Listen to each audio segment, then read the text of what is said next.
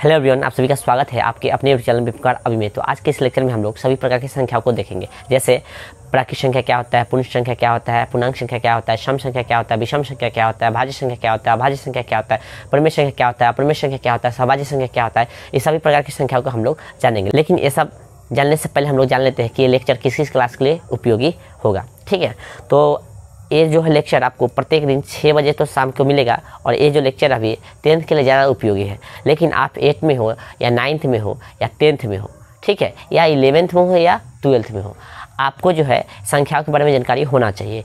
इसलिए आप भी इस लेक्चर को देख सकते हैं और जो भी आपको नहीं आता है उसको सीख सकते हैं और जान सकते हैं। तो चलिए हम लोग अपना आज का लेक्चर स्टार्ट करते हैं। सबसे पहले हेडिंग बनाएगा आप लोग प्राकृत संख्या क्या होता है, यानी नेचुरल नंबर क्या होता है। ठीक है, तो हेडिंग बनाइएगा प्राकृत संख्या या प्राकृतिक संख्या। ठीक है, प्राकृतिक संख्या। ठीक है, इंग्लिश में हेडिंग बनाइएगा नेचुरल नंबर्स। Natural numbers. तो परिभाषा बहुत ही आसान लिखेंगे हम लोग। लिखिएगा, गिनती की संख्या को प्राकृत संख्या कहते हैं। गिनती, ठीक है ना, गिनती की संख्या को, ठीक है, प्राकृत संख्या कहते हैं। क्या कहते हैं? प्राकृत संख्या कहते हैं। गिनती की संख्या को प्राकृत संख्या या प्राकृतिक संख्या, ठीक है ना, कहते हैं। ठीक है, क्या लिखा है? गिनती की संख्या को प्राकृत संख्या कहते हैं या प्राकृतिक संख्याएं, बात वही है। ठीक है, चलिए लिखिएगा, इसे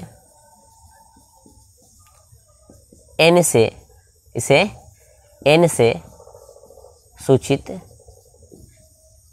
किया जाता है। प्राकृत संख्या क्या चीज़ से डिनोट करेंगे हम लोग? तो n से, यानी कैपिटल N से। ठीक है, चलिए, तो हमने बताया कि इसको सूचित हम लोग कथी से करेंगे? कैपिटल N से। ठीक है, आपने वो भी बोला, ठीक है, आपने भी बोला कि ठीक है कैपिटल N से इसको डिनोट हम लोग कर देंगे, कोई दिक्कत नहीं है।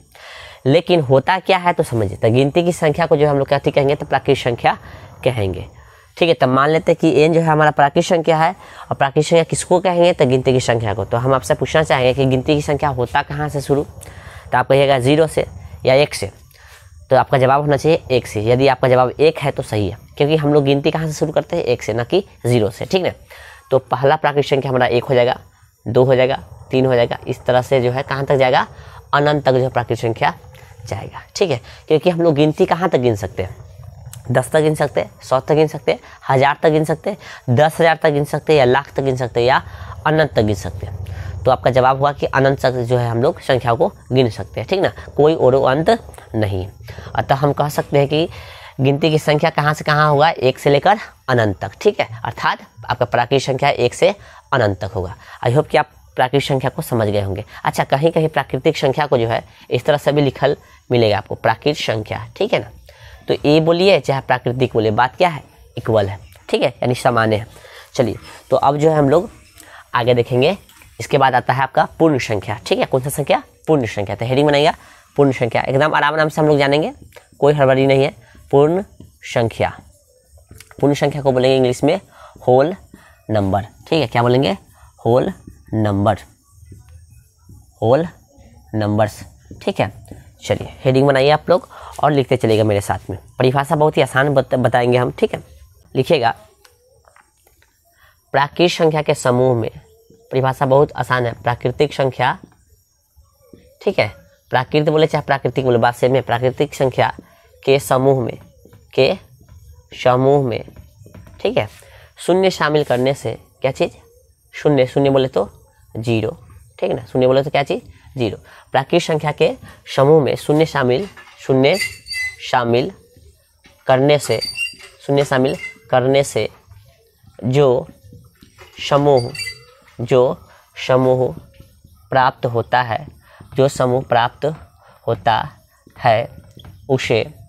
उसे पूर्ण संख्या कहते हैं। पूर्ण संख्या या पूर्ण संख्याएं कहते हैं। ठीक है, कहते हैं। क्या समझे? तो प्राकृतिक संख्या के समूह में शून्य यानी 0 शामिल करने से जो समूह प्राप्त होगा, ठीक ना, यानी होता है, उसे पूर्ण संख्या कहते हैं। ठीक है, कहने का तात्पर्य क्या है कि चलिए पहले इसको लिख लेते हैं, इसे क्या चीज़ से डिनोट करेंगे, तो लिखेंगे इसे कैपिटल डब्ल्यू से सूचित किया जाता है, ठीक है। यानी हम लोग कैपिटल डब्ल्यू बोलेंगे यानी होल नंबर बोलते हैं, ठीक ना। कैपिटल डब्ल्यू का मतलब क्या होता है, होल नंबर, ठीक ना। इसे डब्ल्यू से सूचित किया जाता है, ठीक है। तो एग्जाम्पल हमारा क्या हो जाएगा, डब्ल्यू बराबर क्या बोला है भाई, तो प्राकृतिक संख्या के समूह में, तो प्राकृतिक संख्या कहाँ तक होता है, तो 1 से लेकर कहाँ तक, अनंत तक, 1 2 3 इस तरह से लिख लेंगे, कहाँ तक, अनंत तक। ये हो गया हमारा प्राकृतिक संख्या, क्या चीज़, प्राकृतिक संख्या। अब प्राकृतिक संख्या के समूह में कथी शामिल करेंगे हम लोग, तो 0, ठीक है। प्राकृतिक संख्या के समूह में जो है 0 शामिल कर लेंगे, तो जो समूह प्राप्त होगा उस समूह को ही हम लोग कथी कहेंगे, पूर्ण संख्या कहेंगे, ठीक है। तो यहाँ तक क्या है, नेचुरल नंबर है, यहाँ तक क्या है, नेचुरल नंबर है, और इसमें कथी शामिल कर लिए हम लोग, 0, तो अब जो है बन गई होल नंबर यानी पूर्ण संख्या बन गया। आई होप कि आपको समझ में आ रहा होगा। चलिए अब नेक्स्ट जानते हैं हम लोग पूर्णांक संख्या, ठीक है। क्या जानेंगे, पूर्णांक संख्या। हेडिंग बनाइएगा नेक्स्ट, पूर्णांक संख्याएं, पूर्णांक संख्याएं, ठीक है। पूर्णांक संख्याएं यानी इंटीजर, ठीक है, नंबर्स, इंटीजर नंबर्स, ठीक है। चलिए हेडिंग बनाइए इंटीजर्स नंबर्स, ठीक है। तो लिखिएगा, बहुत ही आसान परिभाषा लिखाएंगे, ठीक है। क्या लिखेंगे हम लोग, तो पूर्ण संख्या, क्या चीज़, पूर्ण संख्या, पूर्ण संख्या के समूह में, पूर्ण संख्या के समूह में, ठीक है। ऋणात्मक, क्या चीज़, ऋणात्मक, क्या चीज़, तो ऋणात्मक लिखिएगा, पूर्ण संख्या के समूह में ऋणात्मक, ऋणात्मक संख्या, ऋणात्मक संख्या शामिल करने से, पूर्ण संख्या के समूह में ऋणात्मक संख्या शामिल करने से जो समूह प्राप्त होगा, जो समूह प्राप्त होगा उसे जो समूह प्राप्त होगा उसे पूर्णांक संख्या कहते हैं, पूर्णांक संख्या या पूर्णांक संख्याएं, ठीक ना। पूर्णांक संख्या या पूर्णांक संख्या या पूर्णांक सिर्फ, ठीक ना, कहते हैं, ठीक है। आई होप कि आपको समझ में आ रहा होगा। क्या बोला है, पूर्ण संख्या के समूह में, तो पूर्ण संख्या के समूह में हम लोग क्या चीज़ शामिल करेंगे, ऋणात्मक संख्या शामिल करने से जो समूह हमको मिलेगा उस समूह को ही हम लोग कथी कहेंगे, पूर्णांक संख्या कहेंगे, ठीक है। चलिए पहले इसे लिख लेते हैं, इसे क्या चीज़ से डिनोट करेंगे हम लोग से, लिखिएगा इसे आई, ठीक है, कैपिटल आई या कैपिटल जेड से सूचित किया जाता है, सूचित किया जाता है, ठीक ना। जो भी तीर के चिन्ह के लिख रहे हैं आप लोग कोशिश कीजिएगा कि एक लाइन छोड़ के लिखें, ठीक है। चलिए अब उसके बाद एग्जाम्पल हम लोग लिखेंगे, एग्जाम्पल, ठीक है ना। एग्जाम्पल में चलिए एक हटाइए, हम लोग इसे क्या चीज़ से डिनोट करते हैं, तो आप कहिएगा आई या जेड से। चलिए तो जेड बराबर हम लोग मान लेते हैं, जेड बराबर क्या बोला है, पूर्णांक संख्या क्या बोल रहा है, तो बोला है कि पूर्ण संख्या के समूह में ऋणात्मक संख्या शामिल करने से जो समूह मिलेगा उस समूह को हम लोग क्या कहेंगे, पूर्णांक संख्या कहेंगे। तो हम आपको एक चीज़ बता देना चाहते हैं कि पूर्णांक जो है 3 तरह के होगा, एक तो ऋणात्मक होगा, एगो धनात्मक होगा और एगो 0 होगा। तो 3 तरह के पूर्णांक हो गया। अब आपको समझना है कि जितना भी धनात्मक पूर्णांक होता है उतना ही ऋणात्मक पूर्णांक होता है। कहने का तात्पर्य यह हो गया कि जितना प्लस वाला संख्या होगा उतना ही माइनस वाला भी संख्या होता है, ठीक है। तो हम कहें कि पूर्ण संख्या, तो पूर्ण संख्या के समूह में, तो पूर्ण संख्या मान लीजिए यहाँ है, ये हो गया आपका क्या चीज़, पूर्ण संख्या, 0 1 2 3 डैश कहाँ तक, ये हो गया आपका पूर्ण संख्या। और देखिए ना पूर्ण संख्या ये सब कथी है, प्लस वाला, सब कथी है, प्लस वाला है। अब कहिए 0 कथी वाला है, तो 0 के पास ना प्लस है और ना ही माइनस है। तो 1 2 3 लेकर अनंत तक, यानी इधर से लेकर इधर तक, यानी हम बात करें ये हो गया मिड पॉइंट में 0 मान लेते हैं, तो इधर से किधर जाएंगे हम लोग, दाहिना तक। तो इधर से दाहिना तक जो भी होगा धनात्मक संख्या होगा, यानी पॉजिटिव वाला होगा, ठीक है। और यहाँ से 0 से जो भी हम लोग इधर जाएंगे, यानी इधर बोलते हैं लेफ्ट साइड, यानी बायां साइड जाएंगे, तो जो भी संख्या होगा ऋणात्मक होगा। तो जितना प्लस वाला होगा उतना ही माइनस वाला भी होगा। तो हम लोग कह सकते हैं इस तरह से, यहाँ 1 -2, ठीक ना, -3 साफ से थोड़ा लिखेंगे, ठीक ना, -2 -3 डैश कहाँ तक हो जाएगा, ऐसे अनंत तक हम लोग लिख सकते हैं माइनस लगा के, ठीक है। यानी जितना प्लस वाला होगा उतना ही माइनस वाला होगा। ये जो संख्या क्या है आपका धनात्मक पूर्णांक हो गया, और ये जो संख्या आपका क्या होगा, ऋणात्मक पूर्णांक हो गया, ठीक है। क्या हो गया, ये धनात्मक, सॉरी ये हो गया ऋणात्मक, क्या चीज़, ऋणात्मक पूर्णांक हो गया, और ये जो है धनात्मक पूर्णांक हो गया, ठीक है, और ये जो है शून्य पूर्णांक हो गया, ठीक है, शून्य पूर्णांक हो गया, ठीक है। इस तरह से पूर्णांक क्या भाग में बट गया, 3 भाग में। तो पूर्णांक का परिभाषा बहुत ही आसान है कि पूर्ण संख्या के समूह में, क्या चीज़ के समूह में, पूर्ण संख्या के समूह में ऋणात्मक संख्या शामिल करने से जो समूह मिलेगा उस समूह को हम लोग क्या कहेंगे, पूर्णांक कहेंगे। जैसे कि हम लोग जानते हैं सॉरी कि 0 से लेकर अनंत तक क्या होता है, पूर्ण संख्या होता है, और इसी समूह में क्या करें हम लोग, माइनस वाला संख्या शामिल कर लिए, तो ये जो पूरा समूह मिला ना, इसी समूह को हम लोग कथी कहेंगे, जेड कहेंगे। जेड बोले तो इंटीजर नंबर यानी पूर्णांक संख्या। आई होप कि आपको प्राकृतिक, पूर्ण और पूर्णांक समझ में आ गया होगा। चलिए अब इससे आगे बढ़ते हैं, ठीक है, इससे आगे बढ़ेंगे। अब इसमें हम लोग देखेंगे तो गौर से देखेंगे तो क्या होगा, ये सम और विषम में पड़ जाएगा, लेकिन सम और विषम जो है हम लोग थोड़ा बाद में पढ़ेंगे, ठीक है। इसके बाद थोड़ा जान लेते हैं परिमेय और अपरिमेय जान लेते हैं, ठीक ना, फिर वास्तविक जान लेंगे, फिर उसके बाद जो है सम और विषम, भाज्य और सहभाज्य संख्या को जानेंगे हम लोग, ठीक है। तो जो है आप थोड़ा वेट कीजिए, इसको मिटा लेते हैं हम, ठीक है। चलिए तो अब जो है हम लोग देखेंगे परिमेय संख्या, हेडिंग बनाएगा परिमेय संख्या। क्या चीज़, परिमेय संख्या या परिमेय संख्या है, ठीक है, यानी rational number, rational numbers, rational numbers लिखिएगा। वैसी पूर्णांक संख्या, वैसी पूर्णांक संख्या जिसे, ठीक ना, जिसे पी बाई क्यू, जिसे पी बाई क्यू के रूप में लिखा जा सके। अब ब्रैकेट में लिख लीजिएगा, जहाँ क्या होगा, क्यू बराबर नहीं होगा क्या चीज़, 0, ठीक है, लिखा जा सके जहाँ क्यू बराबर नहीं होगा 0, क्या कहलाता है, परिमेय संख्या कहलाता है, परिमेय संख्या कहलाता है।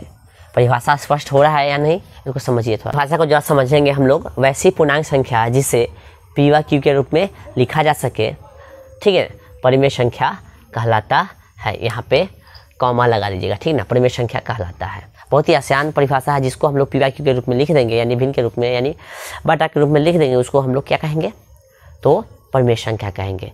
अच्छा, पी और क्यू क्या है यहाँ पे, तो पूर्णांक है, ठीक है, और ऐसा पूर्णांक है इसके बीच में उभयनिष्ठ संख्या नहीं होगा। एक चीज़ और, क्यू के जगह पर भी 0 नहीं होगा, यानी इन दोनों के बीच में कॉमन भी नहीं होगा, ठीक ना, कुछ एक के अलावा कुछ कॉमन नहीं होना चाहिए, और साथ ही क्यू की जगह पे 0 नहीं होना चाहिए, ठीक है। यहाँ पे हम शर्त लिखवा दिए।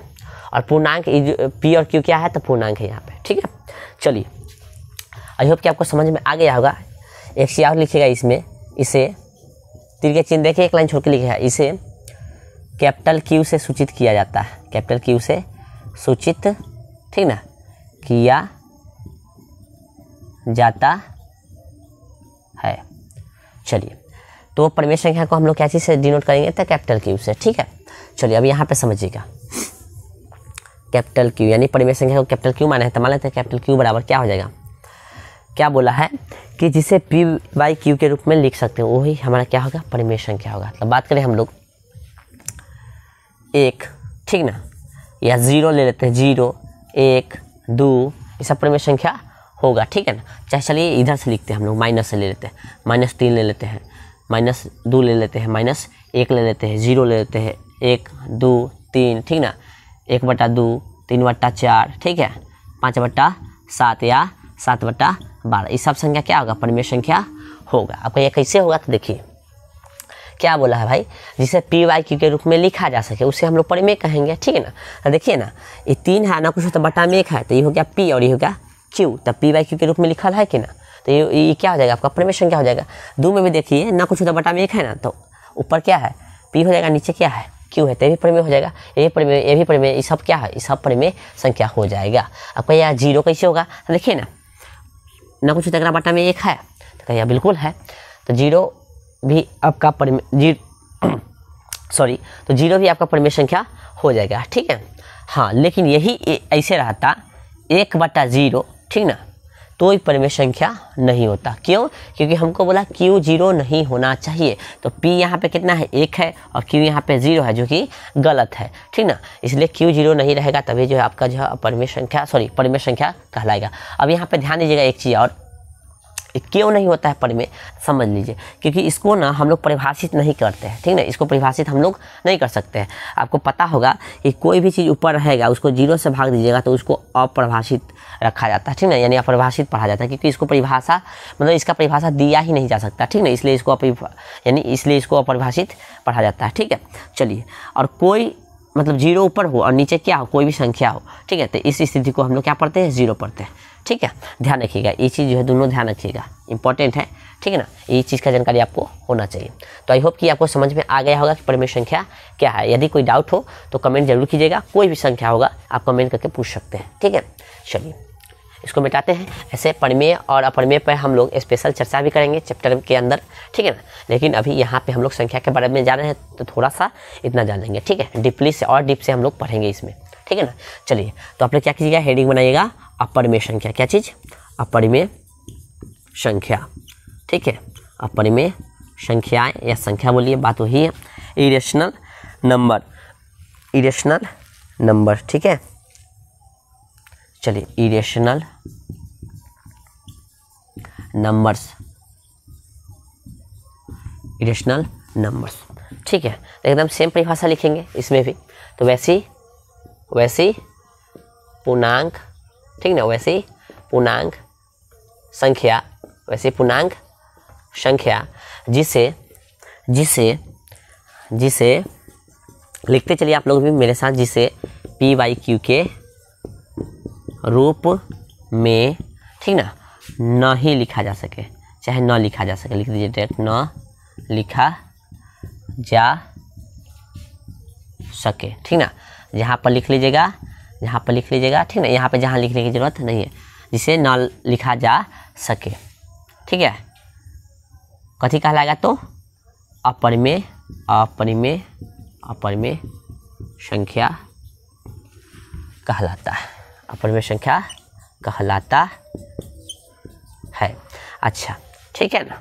तो अपरिमेय संख्या आपको समझ में आया होगा, या नहीं भी आएगा तो कोई दिक्कत नहीं है, अब आ जाएगा, ठीक ना। परिभाषा समझिएगा, वैसी पूर्णांक संख्या जिसे P/Q के रूप में न लिखा जा सके, क्या कहेंगे, अपरिमेय संख्या कहेंगे, ठीक है ना। यानी ई जो है बटा के रूप में नहीं लिखा पाएगा, ठीक है। तो इसका एग्जाम्पल क्या हो जाएगा, तो इसका एग्जाम्पल लिख लीजिएगा आप लोग, ठीक है।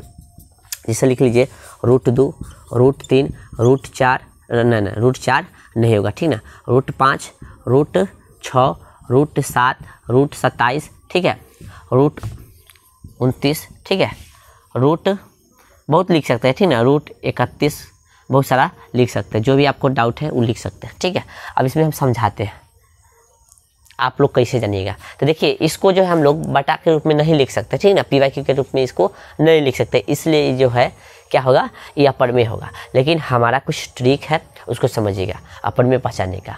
तो देखिए, आपको एक चीज़ होना चाहिए याद, क्या चीज़ होना चाहिए याद, तो कम से कम 1 से लेकर 10 तक का स्क्वायर, गौर से देखिए, तो 1 का स्क्वायर 1 होगा, 2 का स्क्वायर 4 होगा, 3 का स्क्वायर कितना होगा, 6 होगा, नहीं 9 होगा, 4 का स्क्वायर 16 होगा, 5 का स्क्वायर 25 होगा, 6 का स्क्वायर, ठीक ना, 36 होगा, 7 का स्क्वायर 49 होगा, 8 का स्क्वायर, ठीक ना, 64 होगा, 9 का स्क्वायर, ठीक है, 81 होगा, और 10 का स्क्वायर 100 होगा। ये आपको याद होगा ना, तो आपको परिमेय संख्या पहचानना हम चुटकी में सिखा देंगे, ठीक है। अब समझिएगा, परिमेय संख्या की परिभाषा से हम लोग यह समझ सकते हैं कि जिसे P/Q के रूप में न लिखा जा सके उसको कहेंगे क्या चीज़, कि भाई अपरिमेय संख्या है, जिससे ये सब जो होगा इसको P/Q के रूप में नहीं लिख सकते हैं, ठीक है। एक और बात हम बता सकते हैं अपना से, जो रूट से बाहर पूरा न निकलेगा उसको भी हम लोग कथी कहेंगे, अपरिमेय संख्या कहेंगे। बात दोनों सेम है। एक और बात आपको हम बता रहे हैं, उसको ध्यान दीजिएगा, ठीक है। अपरिमेय पहचानने के लिए, उसके लिए आपको जो है स्क्वायर याद होना चाहिए। तो कोई भी संख्या यदि स्क्वायर किसी का पूरा होता है, ध्यान रखिएगा, कोई भी संख्या यदि किसी संख्या का स्क्वायर पूरा होता है और यदि रूट के अंदर है तो जो है अपरिमेय नहीं होगा, परिमेय होगा। ध्यान रखिएगा, क्या बोल रहे हैं, कोई भी संख्या यदि किसी भी संख्या का स्क्वायर होता है यदि रूट के अंदर है, ठीक है, तो वो अपरिमेय नहीं होगा, वो परिमेय होगा। और कोई भी संख्या यदि किसी संख्या का जो है स्क्वायर नहीं होता है और रूट के अंदर है तो हो जाएगा अपर में। ठीक है, क्या होगा? अपर में। हम क्या बताएं इसको, शॉर्ट ट्रिक के माध्यम से लिख लीजिए, शॉर्ट ट्रिक। ठीक है, क्या है शॉर्ट ट्रिक? तो क्या है, जो संख्या किसी भी संख्या का पूर्ण वर्ग ना हो, क्या हो? ना हो, और वह रूट के अंदर हो। क्या चीज़ के अंदर हो? रूट के यानी करनी के अंदर हो तो वह अपरिमेय होगा, अपरिमेय होगा। ठीक है, ध्यान रखिएगा, ये परिभाषा नहीं है, ठीक ना। ये जो है वो तरीका है अपरिमेय संख्या पहचाने का। क्या लिखा है? तो जो संख्या किसी भी संख्या का पूर्ण वर्ग न हो और वह रूट के अंदर हो तो वह अपरिमेय संख्या, ठीक है, होगा। अपरिमेय होगा चाहे अपरिमेय संख्या होगा। जैसे देखिए 2 जो है किसी भी संख्या का स्क्वायर होता है? नहीं ना होता है, कहिएगा कि नहीं। देखिए ना, 2 किसी भी संख्या का स्क्वायर है? नहीं है, इसलिए 2 का हो जाएगा अपर में। 3 भी किसी संख्या का स्क्वायर नहीं होता है, इसलिए 3 भी का हो जाएगा अपर में।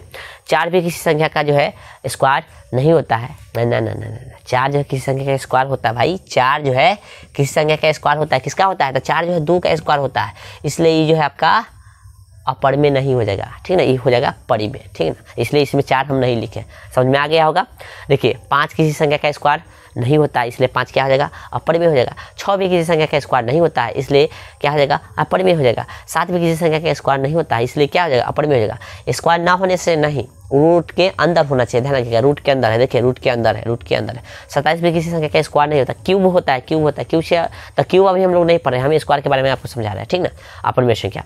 तो देखिए 27 भी किसी संख्या का कहती है स्क्वायर नहीं है, इसलिए 27 भी आपका क्या हो जाएगा? अपरिमेय संख्या होगा। 29 भी किसी संख्या का स्क्वायर नहीं है, इसलिए 29 भी क्या हो जाएगा? अपरिमेय संख्या हो जाएगा। और 31 भी किसी संख्या का स्क्वायर नहीं है, इसलिए 31 भी क्या हो जाएगा? अपरिमेय संख्या होगा। आप कोई भी संख्या कमेंट गेम में, मतलब आप कोई भी संख्या कमेंट में पूछ सकते हैं हमसे, एकदम पहचान लेंगे हम लोग कि क्या है, परिमेय है या अपरिमेय है। आई होप कि आपको परिमेय और अपरिमेय समझ में आ गया होगा। यदि कोई संख्या का डाउट होगा तो आप कमेंट में पूछ सकते हैं, ठीक है।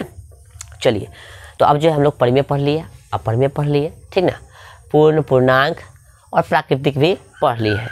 तो अब थोड़ा इससे हट के चलेंगे, अब थोड़ा इसके हट के चलेंगे। हट के चलने का मतलब क्या है कि अब जो हम लोग जानेंगे वास्तविक संख्या। क्या चीज़? वास्तविक संख्या, ठीक है। वास्तविक संख्या, टेंशन नहीं लीजिए, अंतिम में जो भी पढ़ा देंगे उस सबको रिवाइज भी एकदम करवा देंगे, ठीक है ना, इसलिए टेंशन नहीं लीजिए, ठीक है।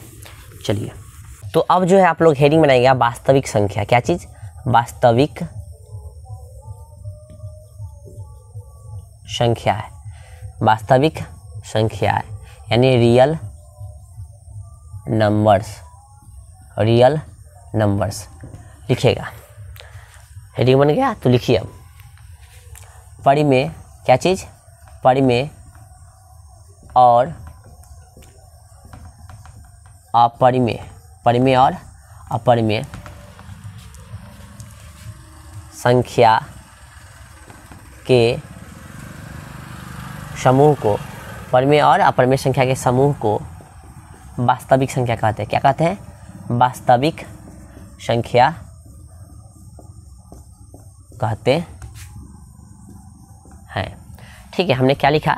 परिमेय और अपरिमेय संख्या के समूह को वास्तविक संख्या कहते हैं। देखिए, परिमेय कहने से क्या आ जाता है?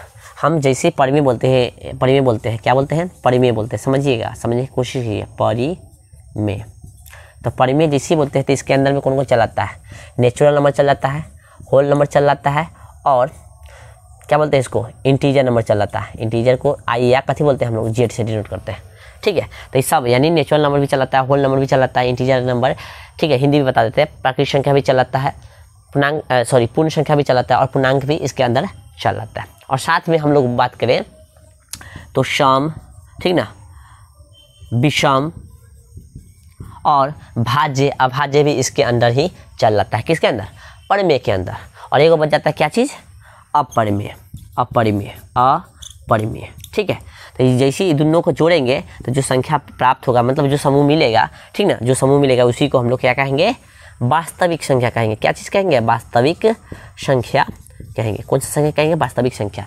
देखिए परिमेय में कौन कौन चलाता है, नेचुरल, जिसको हम लोग प्राकृतिक संख्या बोलते हैं, और क्या बोलते हैं, होल नंबर भी बोलते हैं। होल नंबर बोले तो पूर्ण संख्या, और इंटीजर बोले तो पूर्णांक संख्या। और इंटीजर में कौन चलाएगा, सम चलाएगा, विषम चलाएगा, भाज्य चलाएगा, अभाज्य चलाएगा। ठीक है ना, इसके अंदर ही क्या चलेगा, भाज्य चलेगा और अभाज्य चलेगा। तो पूरा मतलब इसमें कह सकते थे नेचुरल हो गया, होल हो गया, इंटीजर हो गया, सम विषम को सम विषम, सम हो गया, ठीक ना, विषम हो गया, क्या बोलते हैं फिर, सम हो गया, विषम हो गया, भाज्य हो गया, अभाज्य हो गया। ठीक है ना, तो जितना संख्या है, ये जितना संख्या, ये सब किसके अंदर में आएगा, तो सब परिमेय के अंदर में आएगा। और इसमें अपर में जोड़ देंगे तो परिमेय, परिमेय बोलते ही मतलब परिमेय बोलते ही कितना संख्या बुला रहा है, इतना संख्या बुला रहा है, और उसमें कथी जोड़ देंगे हम लोग, अपर में, तो ये बन जाएगा थी आपका वास्तविक संख्या। ठीक है, आपको ध्यान देना है कि 10वां तक जो हम लोग को पढ़ना है वास्तविक संख्या ही पढ़ना है। ठीक है, 10वां के बाद जो है 11th में जाइएगा तो आपको जो है पढ़ना होता है क्या बोलते हैं, तो 10वां के बाद जो है आप 11th में जाएगा तो आपको जो है आपको पढ़ना होता है काल्पनिक संख्या। ठीक है ना, 11th क्लास में। तो 10वां तक आपको वास्तविक संख्या ही पढ़ना होता है। आई होप कि आपको समझ में आ गया होगा परिमेय और अपरिमेय का समूह। ठीक ना, चलिए एग्जाम्पल हम लोग लिख लेते हैं, एग्जाम्पल हम लोग लिख लेते हैं। चलिए एग्जाम्पल लिखेंगे, पहले इसे लिख लेते हैं। इसे कैपिटल आर से सूचित किया जाता है, इसे कैपिटल आर से सूचित किया जाता है। ठीक है, कैपिटल आर बराबर लिख लीजिएगा, एग्जाम्पल लिख लीजिए। ठीक है, चलिए एग्जाम्पल क्या हो जाएगा, 1 हो जाएगा, 2 हो जाएगा, माइनस वाला भी संख्या हम लोग ले सकते हैं। ठीक है, -5 -7 कुछ भी ले लीजिए, 1/2। ठीक है, ये सब संख्या जो है आ जाएगा, 0 भी आ जाएगा। ठीक है ना, जितना भी लिखना चाहे आप लिख सकते हैं। 0 भी किसी का मन है तो लिख लो, 0 भी लिख लो।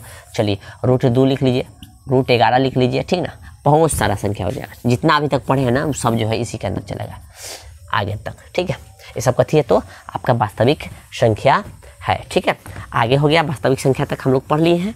ठीक है, अब जो हम लोग पढ़ेंगे अभाज्य। क्या चीज़, अभाज्य। तो हेडिंग रहना चाहिए अभाज्य। ठीक है, अभाज्य क्या चीज़, तो अभाज्य या रूढ़। ठीक ना, अभाज्य या रूढ़ संख्या। ठीक है ना, इसको बोलेंगे हम लोग प्राइम नंबर। क्या चीज़, प्राइम नंबर्स। ध्यान दीजिएगा, बड़ा इंपॉर्टेंट है। ठीक ना, बिहार बोर्ड के 10th एग्जाम में ज़्यादातर इससे क्वेश्चन आता है। 1 नंबर 2 नंबर 3 नंबर तक भी क्वेश्चन आ जाएगा आपका। ठीक है, ऑब्जेक्टिव में बहुत ज़्यादा इससे क्वेश्चन बनता है, तो ध्यान दीजिएगा, इसको समझिएगा। और कंपटीशन के क्षेत्र में जाएगा तो वहाँ भी जो है परेशान करेगा। 11th में आप पढ़िएगा तो 11th में भी क्वेश्चन आएगा इससे रिलेटेड। ठीक है, 12th में भी आएगा, तो आपको इसको अच्छा से समझना है। हम तो कहते हैं संख्या को अच्छा से ही आपको समझना है। या तो आप 8th में हो, 9th में, 10th में, 11th में, 12th में, आप किस भी क्लास में है, आप मैथ पढ़ना चाहते हैं तो संख्याओं को अच्छा से समझ लीजिए ये पूरा वीडियो देख के। ठीक है, चलिए तो हम लोग लिखेंगे वैसी संख्या, ठीक ना, जो सिर्फ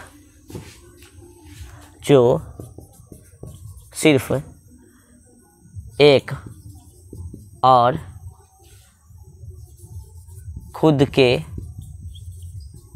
अलावे किसी अन्य संख्या से पूर्णतः विभाजित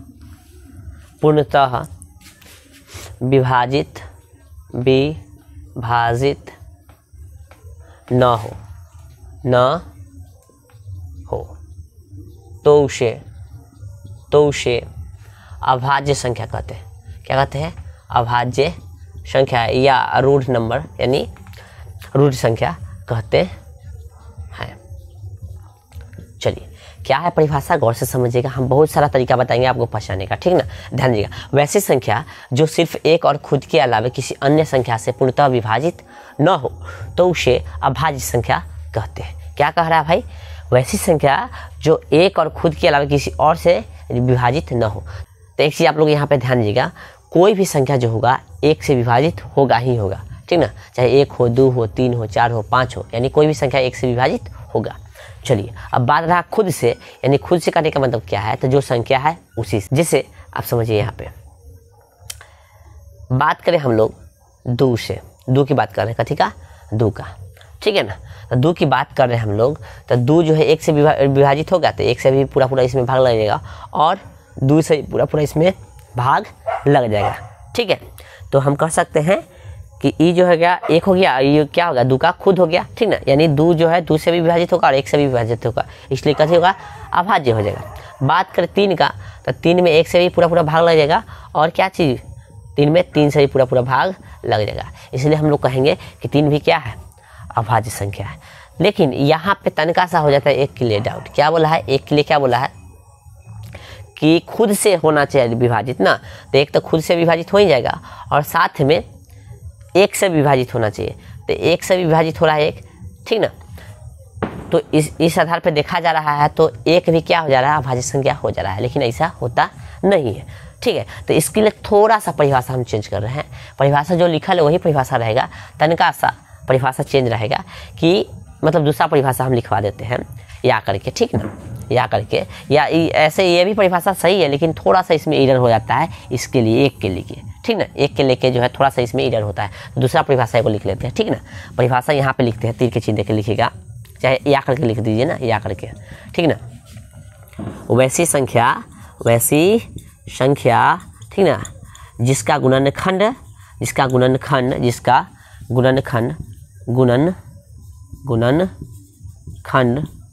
मात्र दो हो, ठीक ना। यानी वो ऐसी संख्या जिसका गुणनखंड मात्र दो होगा, वो जो है आपका कथी होगा, क्या हो जाएगा बताइए, जिसका गुणनखंड मात्र दो हो वो हो जाएगा आपका अभाज्य संख्या, क्या हो जाएगा, अभाज्य संख्या, ठीक है। अब गुणनखंड का मतलब क्या हो गया, ठीक है, गुणनखंड का मतलब क्या हो जाता है, यानी वो कौन कौन संख्या से कटेगा, यानी उसको किस तरह से हम लोग गुणा के रूप में व्यक्त कर सकते हैं, ठीक है। जैसे बात करें यहीं से शुरू करते हैं, तीन से, तो देखिए ना, तीन का गुणनखंड क्या है, एक और क्या है, तीन है ना। एक गुणे तीन ना लिख सकते हैं, तीन को हम लोग किस तरह से लिख सकते हैं, एक गुणे तीन ना लिख सकते हैं, इस तरह से लिख सकते हैं। दो को कैसे लिख सकते हैं, एक गुणे दो लिख सकते हैं, ठीक है ना, यानी दो गुणनखंड आ रहा है ना, ठीक है, दो गुणनखंड आ रहा है, ये को कैसे लिख सकते हैं, एक गुणे एक लिख सकते हैं, इसलिए दो गुणनखंड आ रहा है, तो हम लोग कहते हैं क्या चीज़ है वो, तो आपका अभाज्य संख्या है, क्या चीज़ है, अभाज्य संख्या है। तो एग्जाम्पल समझ में आ गया होगा आपको अच्छा तरह से, तो आप एग्जाम्पल लिख सकते हैं। अब एग्जाम्पल लिख लेंगे हम लोग, क्या चीज़, दो, अच्छा एक चीज़ हम मिस्टेक से गलती से बता दिए एक के बारे में, ठीक ना, एक के देखे तो एक का गुणनखंड एक गुने एक, देखिए ना, एक दो बार लिखा गया, तो गुणनखंड वही चीज़ है, मतलब सेम चीज़ है, तो ये जो है आपका नहीं हो रहा है ना, दो गुणनखंड नहीं ना हो रहा है, दो गुणनखंड नहीं हो रहा है, तो हम कह सकते हैं एक कथी अभाज्य नहीं, अभाज्य का साथ क्या हो गया कि दो गुणनखंड कम से कम होना चाहिए। दो गुणनखंड का है, एक गुने एक, तो ये दो कहाँ है, सेम चीज़ हो गया दो ना, इसलिए सेम चीज़ नहीं, अलग अलग होना चाहिए ना, दो गुणनखंड करने का मतलब, ठीक है। तो इसलिए हम शुरू कहाँ से करेंगे, दो हो जाएगा, दो का गुणनखंड क्या हो जाएगा, एक हो जाएगा और दो हो जाएगा। फिर बात करें तीन का गुणनखंड क्या हो जाएगा, गुणनखंड लिखना चाहे तो आप लिख सकते हैं, इसका हो जाएगा एक और इसका हो जाएगा दो, एक गुने दो, ठीक ना, इस तरह से लिख सकते हैं। तीन का बात करेंगे तो एक और गुने तीन, इसको लिख सकते हैं। फिर चार तो नहीं ना हो सकता है, चार का जैसे गुणनखंड देखिए, चार लिखेंगे तो चार का गुणनखंड क्या हो जाएगा, एक हो जाएगा, दो हो जाएगा और क्या हो जाएगा, तीन हो जाएगा, ठीक है ना, सॉरी तीन बोला है, क्या हो जाएगा, चार हो जाएगा। तो इसमें दो से अधिक गुणनखंड हो गया, इसलिए ये जो है आपका अभाज्य संख्या नहीं होगा। तो ये अभाज्य संख्या नहीं होगा तो क्या होगा आगे देखेंगे हम लोग, ठीक है। चलिए तो पाँच हो जाएगा, पाँच से गुणनखंड क्या होगा, एक होगा और पाँच होगा, ठीक है। फिर आपका क्या आ जाएगा, छः नहीं होगा, क्यों नहीं होगा, क्योंकि छः का गुणनखंड क्या है, देखिए था, एक है, दो है, तीन है और क्या है, छः है, इसमें चार का गुणनखंड है, इसलिए जो है आपका ये क्या होगा, अभाज्य संख्या नहीं होगा। आई होप कि आपको समझ में आ गया है, यानी जिसका गुणनखंड दो को होगा वही आपका अभाज्य संख्या कहलाएगा, एक भी होगा तो नहीं कहलाएगा गुणनखंड, मतलब जिसका गुणनखंड एक भी होगा ना तो वो अभाज्य संख्या नहीं कहलाएगा, ध्यान रखिएगा, ठीक है। चलिए तो और एग्जाम्पल हम लोग लिख लेते हैं, आई होप कि आप इसे समझ गए होंगे। चलिए तो लिख देते हैं 7, ठीक है, 11, 13, 14 नहीं होगा क्योंकि 14 का भी क्या गुणनखंड है, 15 भी नहीं होगा, 16 भी नहीं होगा, 17 हो जाएगा, ठीक ना, 17 हो जाएगा आपका, ठीक है। अभाज्य संख्या 18 नहीं होगा, 19 हो जाएगा, ठीक ना, 21 नहीं होगा, 22 नहीं होगा, 23 हो जाएगा, 24 नहीं होगा, 25 नहीं, 26 नहीं, 27 नहीं, 28 नहीं, 29 हो जाएगा, ठीक। इस तरह से आगे हम लोग बढ़ते चला जाएंगे। अब बात होता है क्या चीज़, ठीक ना, अब बात आता है भाज्य संख्या का, क्या चीज़ का, भाज्य संख्या का, भाज्य चलो भाज्य लिख लेते हैं, या इसे एक और नाम से जाना जाता है, भाज्य या यौगिक नंबर। ठीक है, भाज्य या यौगिक संख्या। ठीक है, यौगिक संख्या। इंग्लिश में लिखिएगा तो लिख सकते हैं कंपोजिट नंबर्स, कंपोजिट नंबर्स। ठीक है ना, कंपोजिट नंबर्स लिख सकते हैं इसमें परिभाषा। ठीक ना, तो परिभाषा क्या है, ऊपर वाला परिभाषा इसमें निकलना चाहे तो लिख सकते हैं, ये है ना, वैसी संख्या जो सिर्फ एक और खुद के अलावा किसी अन्य संख्या से पूर्णतः विभाजित न हो तो उसे अभाज्य कहते हैं। इसमें क्या होगा, 9 को खाली हटा देंगे। ठीक है, तो लिख लेंगे वैसी संख्या, वैसी संख्या। देखिए दोनों परिभाषा सही है, तनका सा ऊपर का जो है गड़बड़ा जाता है एक के लिए। ठीक ना, तो वैसी संख्या जो एक और खुद के अलावे किसी भी संख्या से, एक और खुद के अलावे किसी भी अन्य संख्या से पूर्णतः मतलब होता है पूरा। ठीक ना, पूर्णतः विभाजित हो तो उसे भाज्य, ठीक है, या यौगिक संख्या कहते हैं। भाज्य या यौगिक संख्या कहते हैं।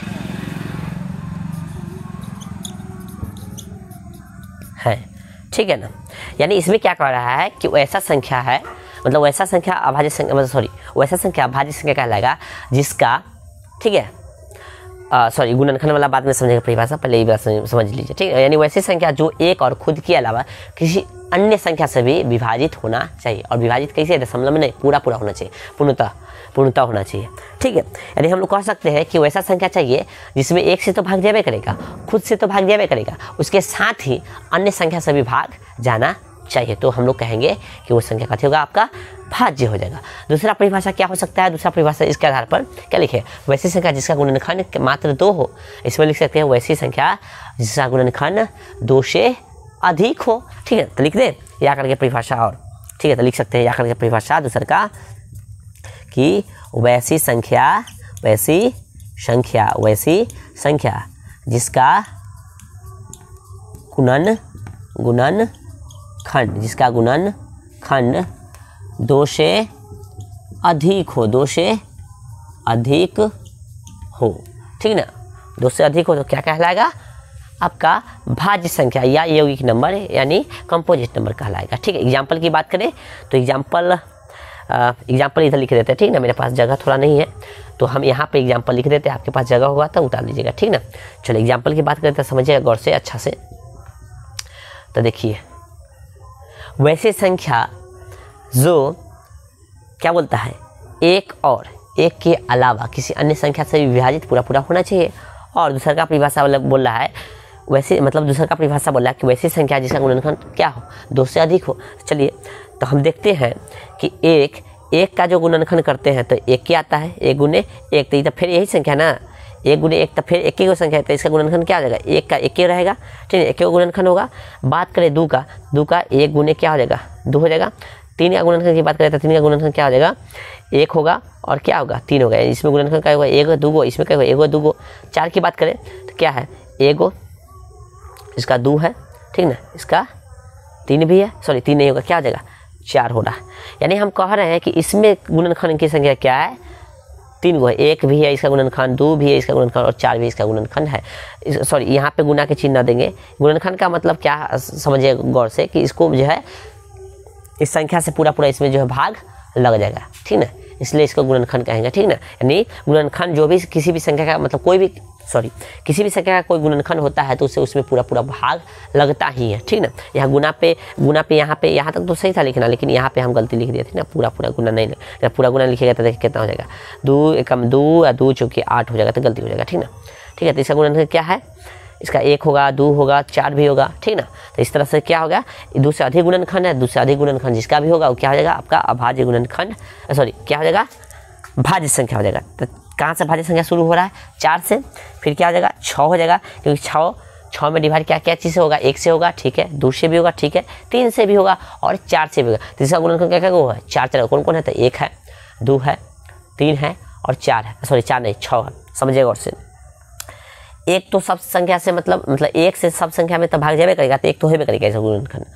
साथ में इसमें 2 से भी भाग जा रहा है और साथ में इसमें 3 से भी भाग जा रहा है, तो अभी तक तीनों गुणनखंड हो गया। और साथ में 6 से भी, क्योंकि खुद बोला है ना कि खुद से भी भाग लगना चाहिए, तो 6 से भी इसमें पूरा भाग लगेगा, इसलिए ये है हो जाएगा क्या चीज़, भाज्य संख्या हो जाएगा, क्योंकि इसका गुणनखंड की संख्या 2 से अधिक है। उसी तरह से क्या हो जाएगा, 8 भी आपका जो है भाज्य संख्या हो जाएगा, 9 भी आपका भाज्य संख्या हो जाएगा, 10 भी आपका भाज्य हो जाएगा और 12 भी आपका भाज्य हो जाएगा, 14 भी आपका भाज्य हो जाएगा, 15 भी आपका भाज्य हो जाएगा, 16 भी आपका भाज्य होगा, 17 भी ना 17 नहीं 18 भी आपका भाज्य, 20 भी आपका अभाज्य, 21 भी आपका अभाज्य, 22 भी। ऐसे कहाँ तक हम लोग चल जाएंगे, अनंत तक। कहाँ तक, अनंत तक जा सकते हैं। ऐसे बढ़ते हम लोग चला जाएंगे। तो आई होप कि आपको भाज्य अभाज्य समझ में आ गया होगा।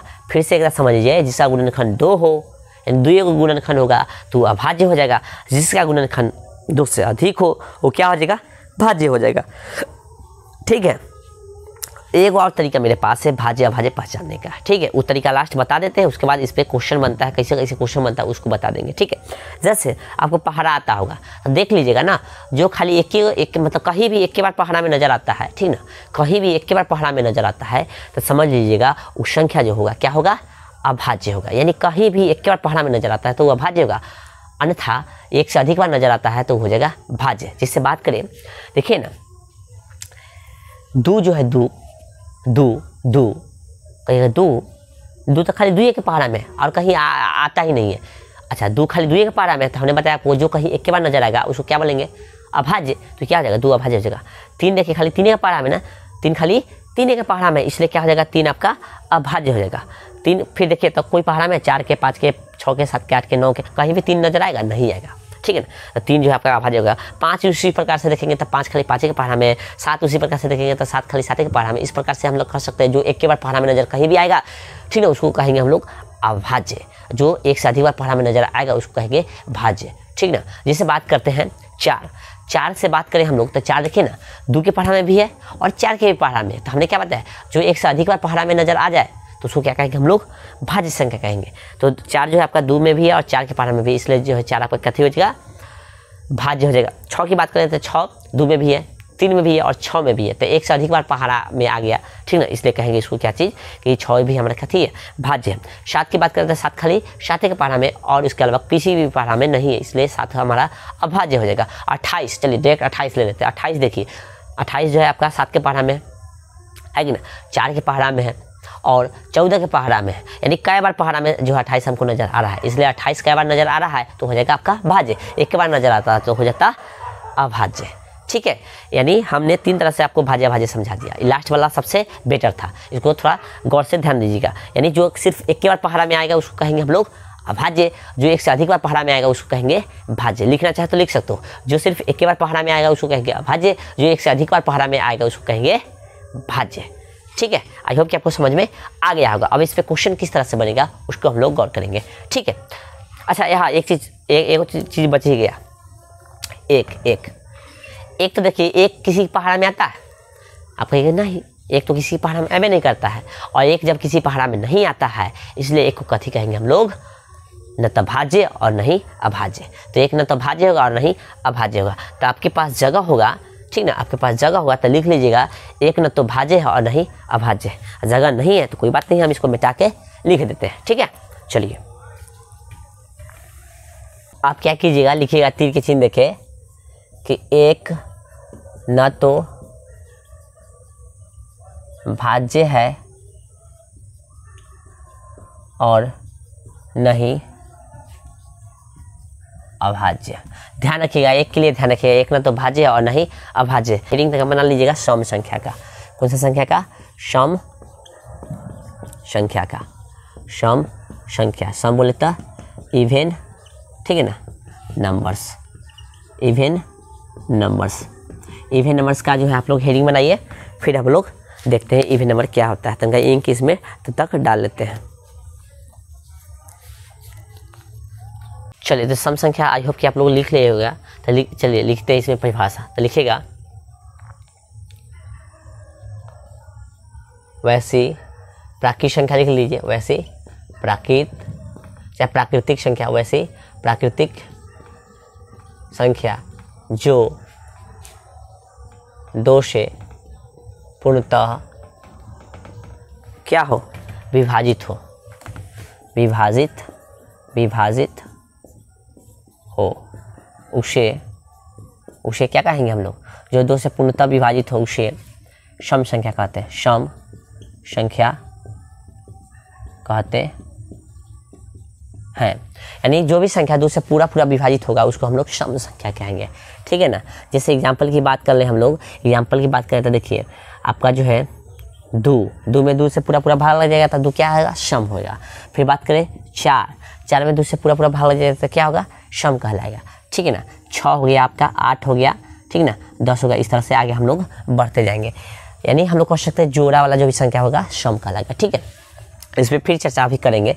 पहले हम लोग पढ़ लेते हैं फिर विषम संख्या। कौन सा संख्या, विषम संख्या, ठीक है ना। विषम संख्या या विषम संख्याएं जो भी बोलिए सही है, ठीक ना। इसमें भी या लगा लीजिए, ठीक है। इंग्लिश में लिखना चाहे तो लिखिएगा ओड नंबर, ओड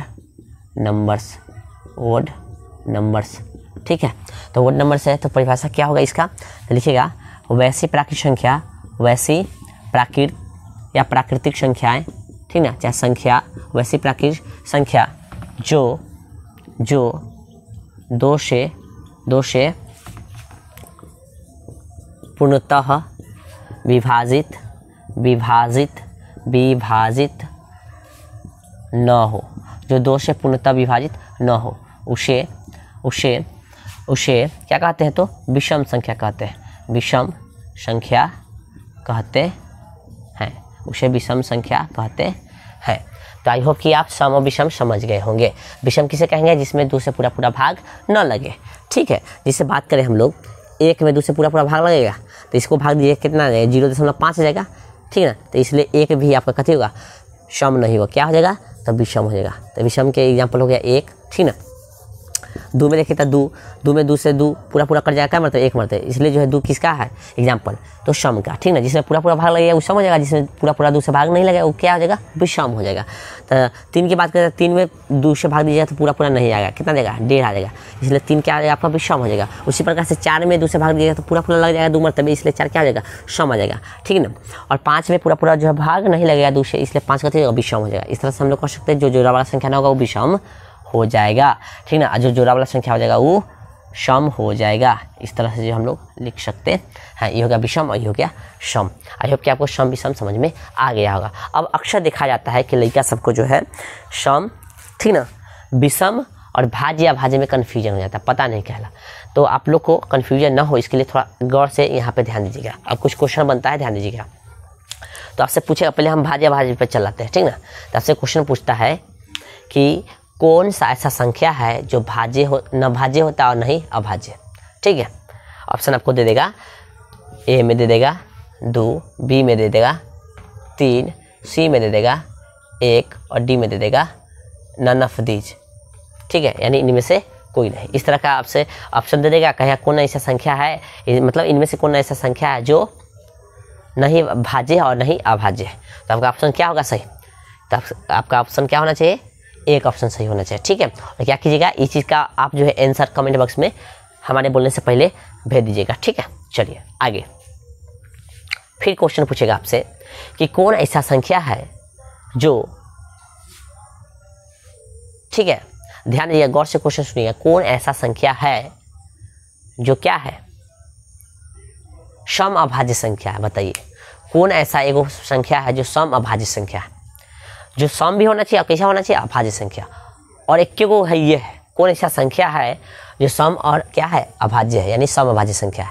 तब बताइए, तो अभाज्य में जाइए, अभाज्य कहाँ है भाई, ये हो गया भाज्य यौगिक और अभाज्य हम मिटा दिए, तो अभाज्य मिटा दिए, यहाँ था अभाज्य लिखल, ठीक ना। इसका एग्जाम्पल देखिए 2, क्या हो जाएगा, 2 एक ऐसा संख्या जो अभाज्य भी है और क्या है, सम भी है, ठीक ना। इसके अलावा कोई भी सम संख्या नहीं है जो अभाज्य होगा, ध्यान रखिएगा। इसके अलावा कोई भी सम संख्या नहीं है जो अभाज्य होगा। इसलिए आप ध्यान रखिएगा, आपसे पूछा जाएगा कौन ऐसा संख्या है जो सम अभाज्य है, तो आपका जवाब आना चाहिए 2। ठीक है, और आपसे पूछेगा सबसे छोटा अभाज्य संख्या कौन है, तो 2 ही। सबसे छोटा अभाज्य संख्या कौन है, तो 2 ही। और कौन ऐसा सबसे छोटा अभाज्य संख्या कौन है, तो 2 ही हो जाएगा आपका जवाब। और सबसे छोटा के बात करेगा 2 हो गया। उसके बाद क्वेश्चन इस तरह से पूछेगा कि कौन ऐसा संख्या है जो सम अभाज्य है, तो इसमें भी आपका आंसर क्या होगा, 2 ही होगा। बड़ा के बारे में नहीं पूछेगा, छोटा पूछेगा। ठीक है, बड़ा कभी नहीं पूछता है एग्जाम में, ध्यान रखिएगा। चलिए, और आपसे पूछेगा क्या चीज़ कि कौन ऐसा संख्या है जो सबसे छोटा भाज्य संख्या है। कौन ऐसा संख्या है जो सबसे छोटा भाज्य संख्या है, तो सबसे छोटा भाज्य संख्या कौन है, तो देखिए 4 है। कौन है, 4 है, ध्यान रखिएगा। ठीक ना, ठीक है। चलिए, और फिर आपसे बहुत तरह तरह के जो क्वेश्चन पूछ सकता है। ठीक है, मान लीजिए अभी हम आपसे क्वेश्चन करें। ठीक है, इसमें थोड़ा दे देते हैं।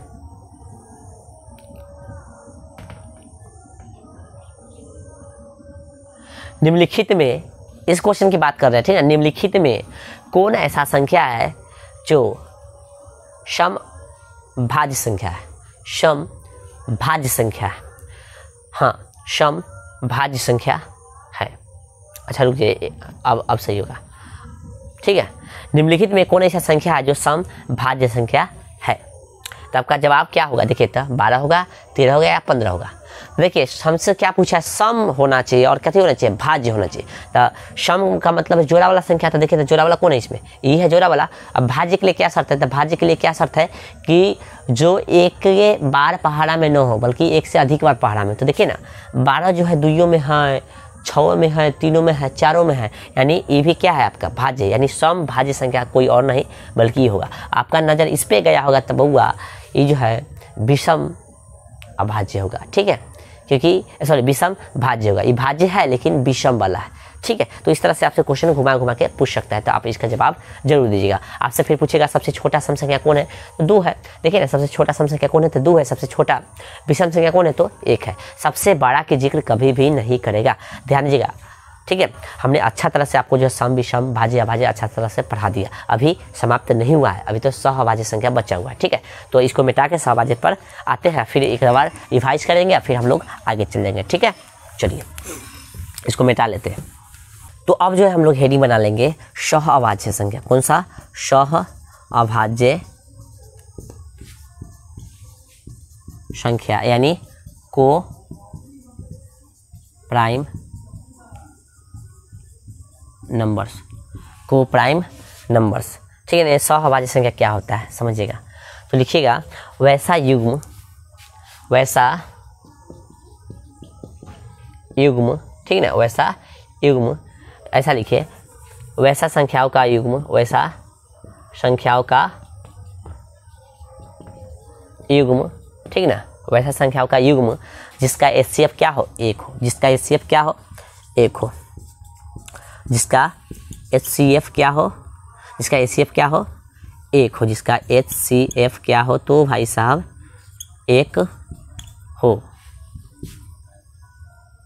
उसे क्या कहते हैं हम लोग, को प्राइम यानी सहअभाज्य संख्या कहते हैं। सहअभाज्य संख्या कहते हैं। गौर से इसको समझिएगा, इस परिभाषा को। ठीक है, क्योंकि इस पे भी क्वेश्चन बनता है। अभी जो भी हम संख्या बताएं उस सब पे क्वेश्चन बनता है, इसलिए आपको हम पढ़ा रहे हैं, नहीं तो पढ़ाने की कोई ज़रूरत नहीं था। ठीक है ना, वैसा संख्याओं का युग्म जिसका HCF क्या हो, 1 हो। मैं यह समझ के चल रहा हूँ कि आपको HCF आता होगा। ठीक ना, 10th में भी HCF पढ़ना है, लेकिन हम यह समझ के चल रहे हैं कि आप बेसिक जो है 8th क्लास में, 6th क्लास में, 7th क्लास में पढ़े होइएगा जरूर। ठीक है, तो जिस भी संख्या का जो है HCF क्या होगा, 1 होगा, तो वो कथी कहलाएगा, आपका सहअभाज्य संख्या। ठीक ना, ये बिल्कुल गलत हमने बताया आपको अभी। ठीक ना, ऐसा परिभाषा नहीं है। क्या परिभाषा है, तो वैसा संख्याओं का युग्म जिसका HCF क्या हो, 1 हो। यानी युग्म बोल रहा है भाई साहब, एक संख्या की बात नहीं कर रहा है, युग्म बोल रहा है। युग्म मतलब होता है जोड़ा, पेयर।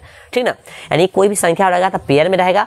ठीक है, क्या चीज़ में रहेगा, पेयर में, यानी जोड़ा में रहेगा, और उसका HCF क्या हो जाएगा, 1 होगा। तो कहेंगे वो संख्या क्या है, आपका सहअभाज्य संख्या, यानी सहअभाज्य जोड़ी है। ठीक है, जैसे बात करें हम लोग 1 और 2, 1 और 2 में 1 और 2 में इसका HCF निकालते हैं तो 1 का 1 लिख देंगे, ठीक ना। 1 को इस तरह से लिख सकते हैं 1 गुने 1, 2 किस तरह से लिख सकते हैं 1 गुने 2। तो इसका कॉमन क्या है, तो भाई कॉमन क्या है, तो 1 के है। HCF इसका कितना निकलेगा 1, 1 के अलावा कुछ होगा कॉमन नहीं, तो इसलिए जो ये जो जोड़ा होगा क्या कहलाएगा आपका सहभाज्य संख्या कहलाएगा, ठीक है। बात करें 2, 3, ये भी क्या होगा सहभाज्य होगा। 13, 14 ये भी क्या होगा सहभाज्य होगा। 15, 17 क्या होगा, ये भी सहभाज्य है। यानी जिसका HCF क्या हो सिर्फ 1 हो, यानी कॉमन 1 के अलावा कुछ भी नहीं होता है तो उसको कहेंगे सहभाज्य संख्या। चलिए ये क्या होगा आपका, ये सब सहभाज्य होगा। 2, 4 क्या होगा, ये सहभाज्य होगा कि भाज्य होगा, ये सॉरी ये सहभाज्य होगा कि नहीं होगा, तब कहिएगा देखते हैं सर। तो 2 है, 4 है, तो 2 का गुणनखंड करेंगे तो क्या होगा 1 गुने 2, ठीक ना। 4 का करेंगे तो क्या होगा 2 गुने 1 गुने 2 गुने 2 इस तरह से, ठीक है। 1 निकल जाता है यहाँ पे, 2 निकल जाता है तो देखेंगे तो 1, ठीक ना। यहाँ पे निकालेंगे तो कितना हो जाए 1 आ गया, HCF निकालिएगा था 1 और यहाँ पे क्या हो गया 2, अर्थात कितना होगा 2। तो यहाँ HCF कितना हो गया 2, तो HCF 2 नहीं आना चाहिए, HCF कितना आना चाहिए 1 आना चाहिए, ठीक ना। यानी कॉमन सिर्फ 1 और सिर्फ 1 ही होना चाहिए, तो कहेंगे सहभाज्य। ये सहभाज्य हमारा नहीं होगा, बाकी सब क्या है सहभाज्य। कोई भी लिख सकते हैं 29, 31 ये भी क्या होगा सहभाज्य होगा, ये सब सहभाज्य होगा। 55, 56 ये भी क्या होगा सहभाज्य होगा, लेकिन 56 और 58 कर दे तो ये सहभाज्य नहीं होगा, ठीक है। समझ में आ गया। तो आई होप कि आपको सभी प्रकार की संख्या समझ में आ गया होगा। अब हम क्या करेंगे, सभी संख्या को लिख के, ठीक है, एक बार रिवाइज करा देते हैं ताकि आपको ताजा ताजी हो जाए, ठीक है। नहीं तो बहुत बच्चे क्या आदत होता है पढ़ते पढ़ते भूला जाता है, ठीक है। चलिए कोई बात नहीं, इसको मिटाते हैं हम अभी और फिर जो है सभी संख्या को एक बार रिवाइज करवा देते हैं और फिर जो है हम लोग आगे बढ़ेंगे। फिर जो आगे मतलब बढ़ेंगे लेक्चर समाप्त हो जाएगा, फिर नेक्स्ट लेक्चर को देखेंगे, ठीक है। चलिए इसको मिटा देते हैं। तो सबसे पहले हमने क्या पढ़ा है, तो सबसे पहले हमने पढ़ा प्राकृत संख्या। क्या चीज़, प्राकृत संख्या। क्या चीज़ पढ़ा है हम लोग, सबसे पहले प्राकृत संख्या। प्राकृत संख्या पढ़ा है हम लोग। प्राकृत संख्या में क्या होता है, गिनती की संख्या को हम लोग क्या कहते हैं प्राकृत संख्या कहते हैं। जैसे 1, 2, 3 डैश कहाँ तक, अनंत तक, ठीक है। फिर हमने पढ़ा पूर्ण संख्या। क्या चीज़, पूर्ण संख्या। तो पूर्ण संख्या क्या होता है, तो गिनती की संख्या में ही क्या करेंगे शामिल, 0 शामिल करने से जो संख्या का समूह मिलेगा उसको हम लोग पूर्ण संख्या कहते हैं। फिर हम लोग पढ़ा पूर्णांक संख्या। क्या चीज़, पूर्णांक संख्या। चलिए शॉर्ट में लिख देते हैं। पूर्णांक क्या पढ़े, तो पूर्णांक में पढ़े कि पूर्ण संख्या के समूह में, भाई क्या चीज़ के समूह में, तो पूर्ण संख्या के समूह में। तो पूर्ण संख्या के समूह में क्या चीज़ शामिल करने से, तो ऋणात्मक संख्या शामिल करने से जो समूह मिलेगा उस समूह को हम लोग कहेंगे पूर्णांक, ठीक है। तो इसमें ऋणात्मक संख्या शामिल कर लेते हैं, इस तरह से जाएगा, ठीक ना। इस तरह से जितना प्लस वाला होगा उतना ही माइनस वाला होगा। तो -3 ले लेते हैं, -2 ले लेते हैं, ठीक ना, -1 ले लेते हैं, ठीक है ना, कॉमा दे देके, ठीक है।